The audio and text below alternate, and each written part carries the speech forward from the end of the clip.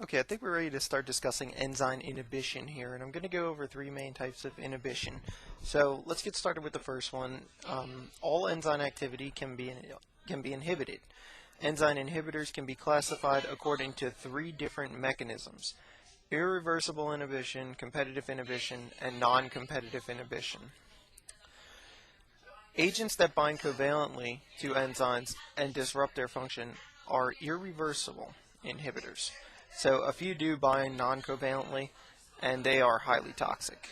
So I want to start with competitive inhibition because that's probably the most common one and the one you really want to get a good understanding of. Competitive inhibitors compete with substrate for the active site by binding reversibly with non-covalent bonds at the active site. So the key thing to know about competitive inhibition is whatever the inhibitor is that you're using is going to compete with the substrate for binding at the active site of the enzyme. So if it's competing for binding there, then what that essentially looks like is this. We have enzyme plus the substrate, right? Then this forms the enzyme substrate complex, okay? And then this goes over here to the enzyme, because remember the enzyme's like a catalyst. It's regenerated at the end in its original form. So enzyme plus product. So we have enzyme plus product. Now the place where the inhibition actually comes in is right here at the beginning. So what happens here is we have another way that this can go, and this is where we add the inhibitor. So if we add the inhibitor in here, then what's going to end up happening is, I actually shouldn't have put this here, I should have said plus. So enzyme substrate complex plus the inhibitor, now I can draw my arrows, gives me enzyme inhibitor complex. And that's your inhibition right there. That's exactly how this is working. This should be a plus sign up here, so it should be enzyme plus substrate plus some inhibitor, which is going to compete with the substrate. So all three of these are in solution at the same time, and it's going to form what's known as the enzyme inhibitor complex instead of enzyme substrate complex. So going back to the actual information here, competitive inhibitors compete with the substrate for the active site by binding reversibly with non-covalent bonds at the active site. So non-covalent bonds, hydrogen bonds, hydrophobic effect, etc., is ionic bonds are going to be what's going to be holding this inhibitor at the active site of the enzyme. They block the substrate from binding to the active site and forming the enzyme substrate complex. So that's exactly what I drew down here. Was that it's showing how this actually works, how this blocks that enzyme substrate complex. A competitive inhibitor will increase the Km. Now remember, the Km is the time it takes for this reaction to equal 1/2 Vmax. So to reach the point of 1/2 Vmax, or half the maximum rate of the reaction. Now, the competitive inhibitor increases the Km. Now that makes perfect sense because it's going to take more time and more substrate in order to reach the same Vmax. But the interesting thing about competitive inhibition here is that the Vmax does not change. So if I keep adding enough substrate, I'll wind up at the same maximum velocity. And that's exactly what I'm going to say here.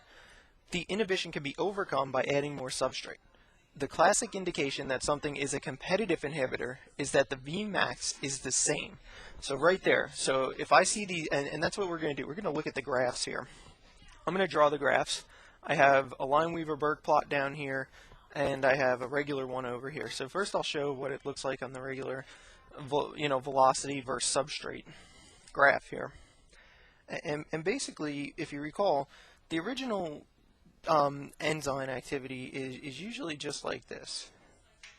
It's like a hyperbolic type of curve here. And if we were to draw this whole thing out, we might say like right here, this is the Vmax. So Vmax right there, okay? And then after we have the Vmax, we'd have the point over here, which this is just a rough estimate. This is going to be my estimate for the Km.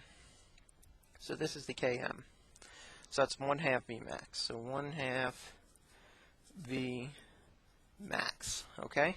So that's our Km, and this is for, if I'm labeling this, I'm going to say this is for the normal. So this is for the normal, right? That's the normal enzyme activity.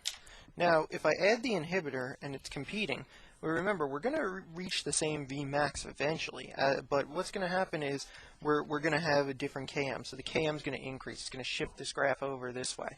So what's going to happen essentially, I mean, I don't know how accurate this is going to be, but essentially this is going to flatten out like something like that.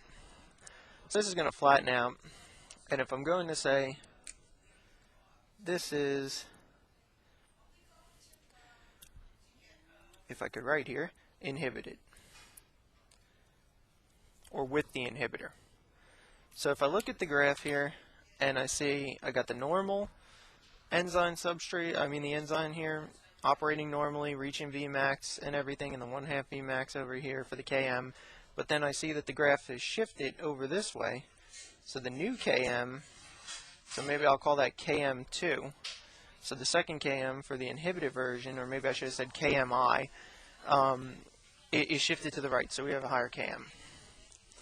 Now, we can also draw the Lineweaver-Burke plot, which I'm going to see if I can get this on camera here. This is known as a Lineweaver-Burke plot. This is common. I discussed it a little bit in the video. It allows you to draw this as a line and express that same inhibition up there that I did up there as a line instead of a curve. So it makes it easier to understand and calculate the Vmax and the Km. So what ends up happening here is I have this here. I'm just going to draw a rough estimate, and I'm going to call this no inhibitor. So no inhibitor. So this is no inhibitor, right? So if I was going to then draw the new version with the inhibitor, I would draw something like this. So this would come right through here. And notice the slope is going to change, and that makes perfect sense. The slope is going to change because we're adding inhibitor and we're changing the Km.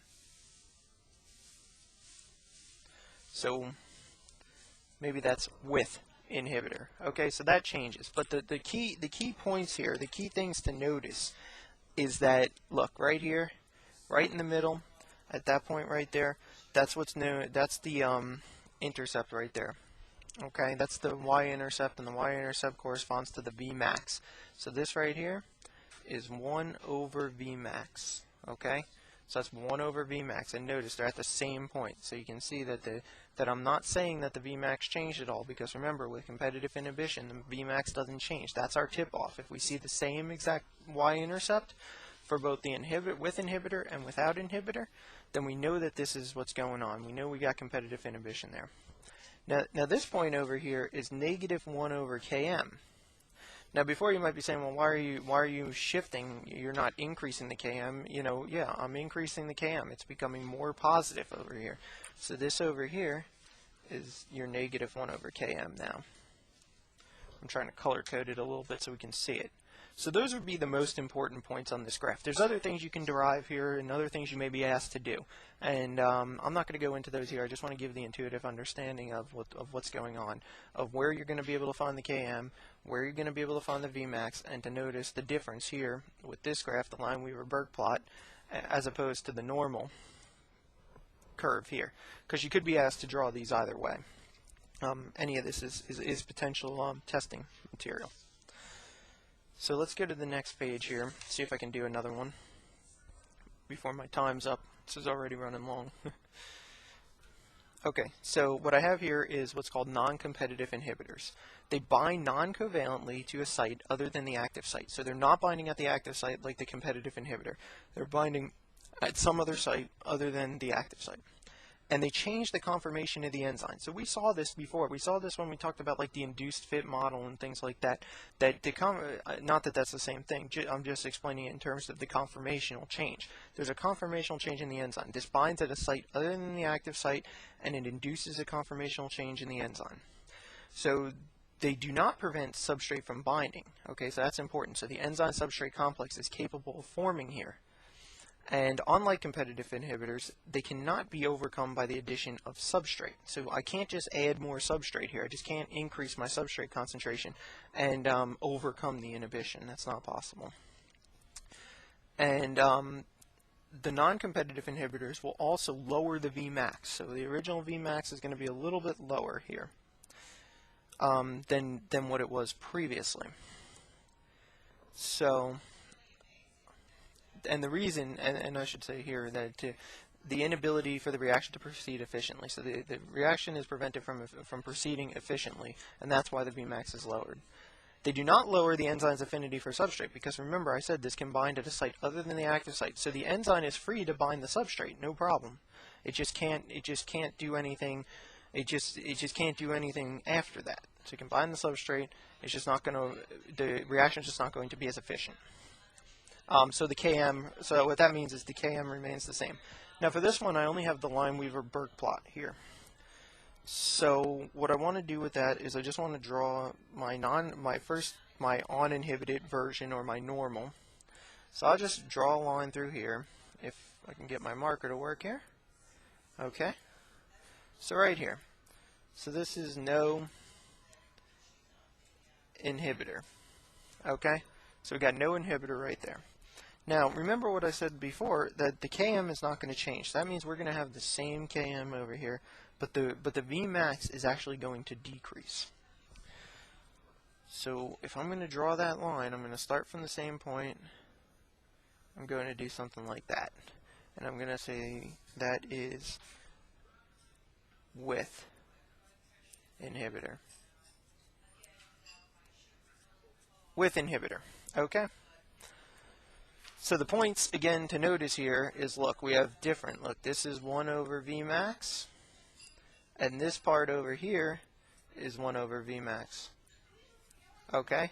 This is a Vmax. So notice the Vmax actually becomes lower here. We're shifting the graph up. The Vmax is actually decreasing because remember this is the inverse. It's 1 over V that we're plotting here. And this point over here is negative 1 over Km.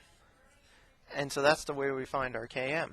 But notice it's the same point. They're coming from the same place. Okay? So that's the key for non-competitive inhibition. It binds to a site other than the active site, and what's going to wind up happening here is you're going to change the Vmax by decreasing the Vmax, but you're going to increase, or you're going to rather not increase, you're going to keep the same exact position for the Km. So you're going to have the same Km. It's not going to affect the enzyme substrate binding. Now, the last one I have here is on competitive inhibition. The inhibitor binds only to the enzyme substrate complex. Okay, this binds only to the enzyme substrate complex. This is what's known as on competitive inhibition. So let me see if I could show you what that looks like here. So what that ends up being is, look, again, enzyme plus substrate. That's our normal thing, right? We add some enzyme, we have some substrate.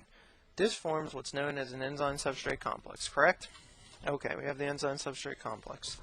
Now, with that, I'm going to add the inhibitor just like we did before, but notice it's now going to, it's not over here like it was with competitive inhibition. It's over here with the actual enzyme substrate complex. And that is going to come down here and form enzyme substrate and the inhibitor. Okay? So that's the difference. That's one of the big differences here. So to finish this up, let me just go back through this one more time. The inhibitor binds only to the enzyme substrate complex. This type of inhibition decreases the Vmax due to less availability of the active complex. The Km will decrease due to better binding efficiency. So there'll be better binding efficiency, but there'll be better binding efficiency, but the Vmax will decrease. Okay? So if I was drawing that, I'm just going to again draw a generic line here and say that that's no inhibitor. Okay, no inhibitor, and then I'm going to show that my Vmax is increasing here. So again, this is negative 1 over Km. This is also negative 1 over Km, but this is for the inhibited version. Okay, and notice that we have a difference in the 1 over Vmax in both places here. Okay. So let me get that on screen so you can actually see what the hell I'm doing. And now you got it. So hopefully this is helpful. I knew this ran a bit long.